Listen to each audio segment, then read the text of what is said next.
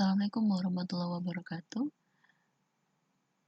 Pada kesempatan kali ini saya akan memberikan tips yang bisa kalian gunakan dalam mengerjakan tugas besar. Saya akan memberikan contoh. Di sini saya membuat kuesioner untuk tugas besar pengantar metode statistik. Saya mengambil tema atau topik tentang belajar daring, seperti itu. Ada beberapa item pertanyaan yang saya cantumkan dalam kuesioner ini. Yang pertama adalah ID, terdiri dari nama dan NIM, kemudian jenis kelamin, kemudian pertanyaan yang saya ajukan ada 3. Apakah responden menyukai belajar secara daring? Kemudian berapa banyak kuota yang digunakan untuk perkuliahan daring? Kemudian berapa pengeluaran kuota dalam 1 bulan? Di sini dalam contoh ini saya membedakan populasi 1 dan populasi 2 berdasarkan jenis kelamin. Dan sasaran saya di sini adalah mahasiswa angkatan 2019. Sehingga bisa saya kelompokkan nanti populasi 1 saya adalah mahasiswa perempuan untuk angkatan 2019, kemudian populasi 2 saya adalah mahasiswa laki-laki untuk angkatan 2019. Ini adalah contoh kuesioner yang bisa digunakan dalam tugas besar, seperti itu contohnya ya. Kemudian setelah kalian membuat kuesioner ini atau sesudah kalian menentukan tema dan topik tugas besarnya mau mengerjakan apa, dan setelah kuesionernya jadi silahkan disebarkan. Kemudian hasil dari kuesioner ini bisa kita lihat reviewnya dari spreadsheet berikut. Ini akan otomatis diberikan oleh Google Docs gitu ya. Ini contoh dari hasil responden saya. Oke. Bisa dilihat di sini bahwa total ada 35 orang yang memberikan respons dalam kuesioner saya. Seperti itu. Di Google Docs ini secara otomatis kita akan mendapatkan summary-nya, atau secara tidak langsung kita akan mendapatkan statistik deskriptif dari data yang kita kumpulkan, seperti itu. Jadi ini bisa kalian gunakan untuk input analisis di deskriptif statistik pada makalah gitu ya. Karena di sini sudah disajikan summary dari semua item yang kalian tanyakan di dalam tugas besar. Misalkan di dalam item pertanyaan jenis kelamin, ternyata di sini ada 20 perempuan yang mengisi dan ada 15 laki-laki yang mengisi. 15 mahasiswa laki-laki dan 20 mahasiswa perempuan. Kemudian, apakah Anda menyukai belajar daring? 45,7% menjawab tidak, dan 54,3% ternyata menjawab iya. Kemudian, banyak kuota yang dikeluarkan dalam perkuliahan daring. Ternyata paling besar adalah 1-2 giga sebesar 62%. Kemudian untuk pertanyaan ketiga, berapa pengeluaran untuk kuota dalam 1 bulan? Ternyata yang paling tinggi yang dijawab oleh responden adalah 100.000, seperti itu. Oke, sesudah saya membaca summary ini, yang harus saya lakukan adalah saya membuat rekapannya, seperti itu. Oke, kalian juga harus mendownload ini spreadsheet summary dari responden kalian, seperti itu. Kemudian kalian bisa lakukan langkah-langkah berikut ini. Yang pertama, nanti di dalam makalah ini adalah contoh rumusan masalah yang bisa diadaptasi oleh kalian gitu ya, terkait dengan topik saya belajar daring. Contoh rumusan masalah saya adalah yang pertama, misalkan apakah terdapat perbedaan proporsi mahasiswa laki-laki dan perempuan yang menyukai kuliah daring. Kemudian yang kedua, berapakah estimasi rata-rata pengeluaran mahasiswa laki-laki dan perempuan untuk membeli kuota per bulan. Dan yang ketiga, bagaimana menguji hipotesis untuk membuktikan bahwa terdapat perbedaan proporsi mahasiswa laki dan perempuan yang menyukai kuliah daring. Ini hanya contoh, tidak harus diambil semua. Jadi kalau dalam ketentuannya kalian minimal harus menampilkan satu estimasi gitu ya, satu estimasi parameter dan satu uji hipotesis.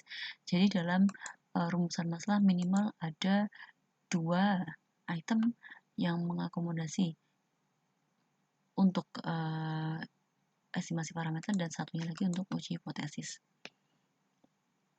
Kemudian setelah saya mengumpulkan semua responden itu, saya harus memisahkan dari data yang terkumpul. Populasi satu saya tadi menetapkan populasi satu saya adalah mahasiswa 2019 perempuan, kemudian populasi 2 saya adalah mahasiswa 2019 laki-laki. Ternyata setelah saya sebarkan kuesioner, saya mendapatkan 20 responden perempuan dan 15 responden laki-laki. Maka data ini, data yang terkumpul dari hasil kuesioner adalah merupakan data populasi saya. Sehingga populasi pertama saya mempunyai 20 data, populasi kedua saya mempunyai 15 data. Selanjutnya, saya harus menentukan atau mengambil data sampel dari populasi ini. Kita bisa menggunakan tabel ukuran sampel yang ada di dalam slide teknik sampling ini. Jadi di sini ada kriteria errornya 1%, 5%, dan 10%. Nanti silakan dipilih sesuai dengan kesepakatan kelompok. Kalau saya memilih 5%. Kemudian tadi saya punya 15 responden laki-laki.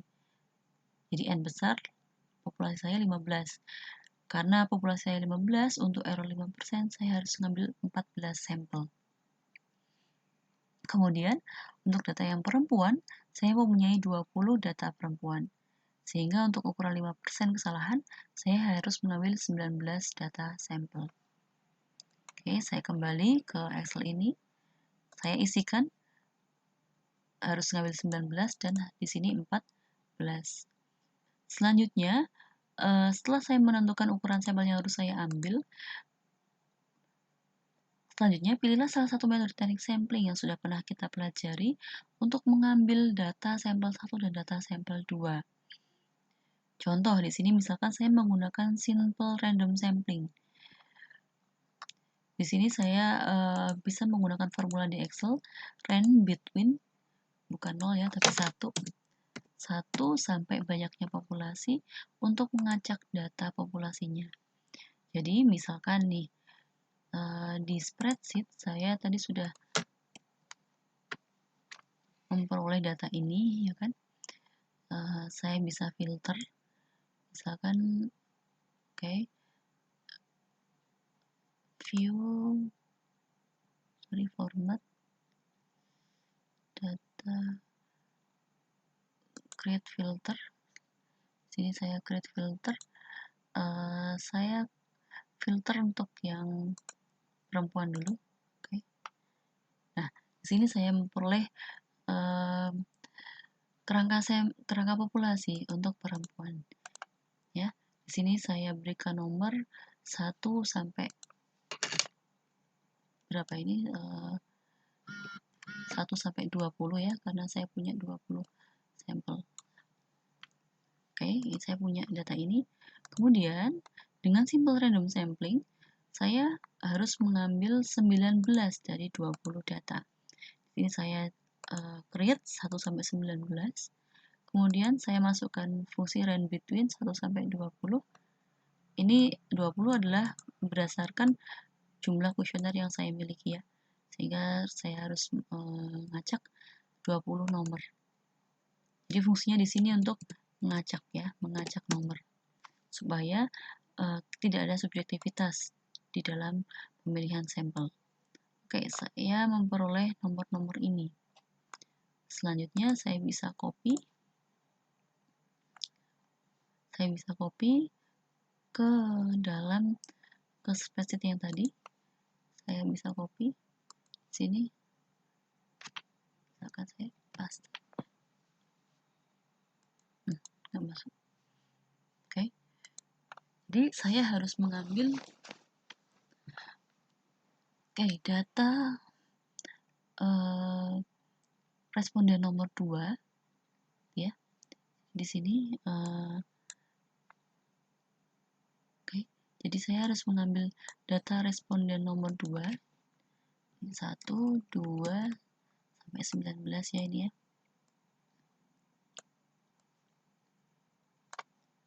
Oke.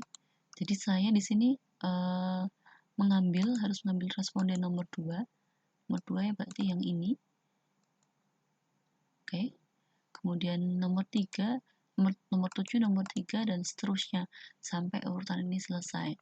Sehingga nanti saya akan meng-create lagi seperti ini. Misalkan ya. Saya contohkan di sini, misalkan ini harus dilakukan di sheet yang baru. Ini saya berikan nomor 1 sampai 19 berdasarkan ukuran sampel yang harus saya ambil. Kemudian saya mengcopy di sini nama dari siswanya. Kemudian di sini saya kopikan semua item yang saya tanyakan dalam kuesioner seperti itu. Nomor 1, nama siapa? Saya harus lihat di sini. Oke, saya nomor 1 harus ngambil orang nomor 2. Data pertama, sampel pertama saya harus ngambil orang nomor 2. Oke, orang nomor 2 namanya Tia. Nih. Oke, saya copy. Sini misalkan ya. Oke, Tia 03191007. Perempuan, pendapat tidak setuju, kuota lebih dari 2 GB, biaya untuk kuota sekian.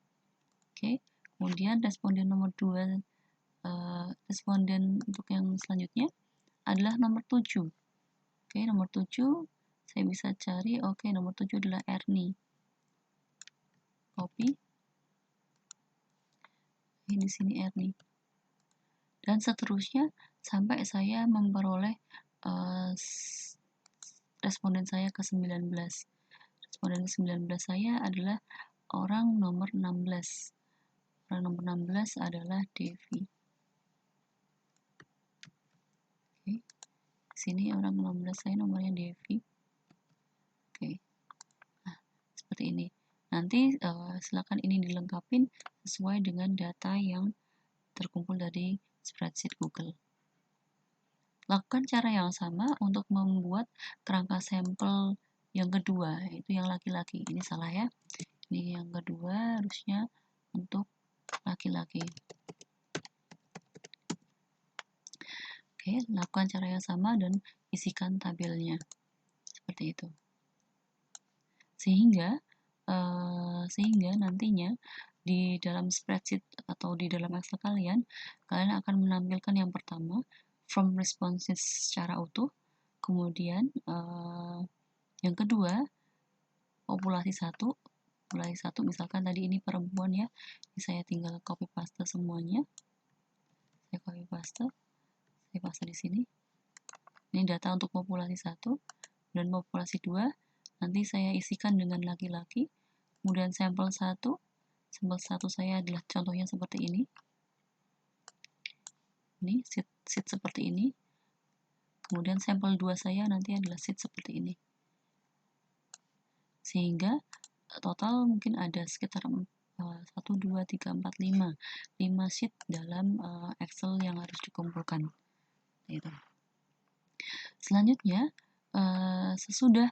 sesudah memisahkan antara populasi dan sampel, bisa dilakukan analisis datanya, baik data itu tentang proporsi maupun rata-rata, tergantung dengan kesepakatan kelompok dan tujuan dari penelitian yang ingin dicari seperti itu, dan rumusan masalah yang ingin dicari maksud saya.